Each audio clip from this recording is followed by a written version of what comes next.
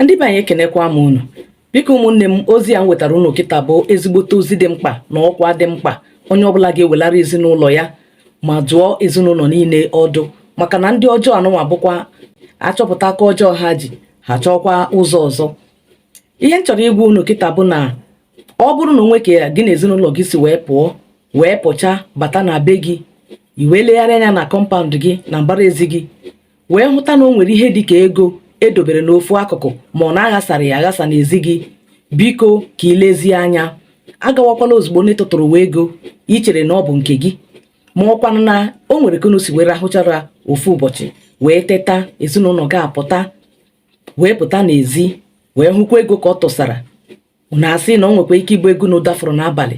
Nwanne m, lezie anya, maka na ụbọchị amarọzikwanụ n'ọzie. Ihe njisi ka mgbasa ozi a bụ ihe emego ofu nwaanyị ndụ ya ala n'ike. Nwaanyị a tetara ụra ma ụzọ pụta n'ụtụtụ ka ọ na-apụta wee hụ ego dị na mbara ezi ya. Ọ sị ha na ihe a ga-abụkwa ego ha, n'ọkwa ego di ya tụfuru, ma ọkwa na o nwere ofu nwa ya tụfuru ego ahụ na-amaghị ama. Nwaanyị agawa gaa weta ya, maka na sọ ha bi na the compound. Nwaanyị agawa jee were ego ahụ. Ọ ya ka nwaanyị werere ego ahụ, o gbughị oge nwaanyị anwụọ. Ọ gịnị gburu ya? O wee bụrụ na ego ahụ o weruru abụrụ ego famili ya, ọ ego ndị ọjọọ tụbatara ka o nwee any member of the family ga-emetụ ya aka. A na-akọwa na nke a bụzikwa aka nke ha wetakwa n'ikpeazụ a. Ha bịazie ha were ego je tụba na kọmpaụnd mmadụ. Onye ọbụla metụrụ ego ahụ aka abụrụgokwa onye gara ije. Biko ụmụnne m, ka unu nye aka dụọ ezinụlọ niile ọdụ, dụọ ma ụmụaka ma okenye, onye ọbụla dụọ ezinụlọ gị ọdụ. Onye tetegodi n'ụtụtụ ma ụmụaka bụ ụzọ pụta wee nwee ka ha si hụ ego ya, biko ya bịa kpọọ nne na nna, kpọọ nne ya maọbụ kpọọ nna ya, si ya bịa lekwa ihe a. Gị nwa bụkwanụ nne maọbụ nna, ịhụkwa ụdị ihe ahụ agakwana were aka gị metụ ya.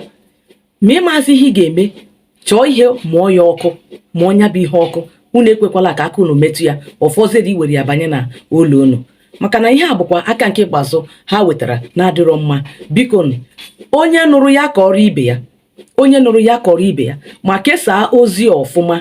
Na ọkwanụ ka anyị na-ahụ anya na-ewebata ya, ka anyị werekwa na-echekwaba onwe anyị, maka na ihe na-eme kịta ọ karịkwara akarị. Ekelekwa m unu ụmụnne m, biko gbasakwara m ozi a. Ma ọ bụ na taa bụ izizi nke na-esonye Ada Nsukka Culture TV, ka ị tinyekwara anyị aka na akara nsonye ma tinye aka na akara ịhụnanya, ma kwadokwana anyị n'ihe anyị na-eme site n'itinyere anyị aka na sọskripshọn. Ekelekwa m unu, ndewo.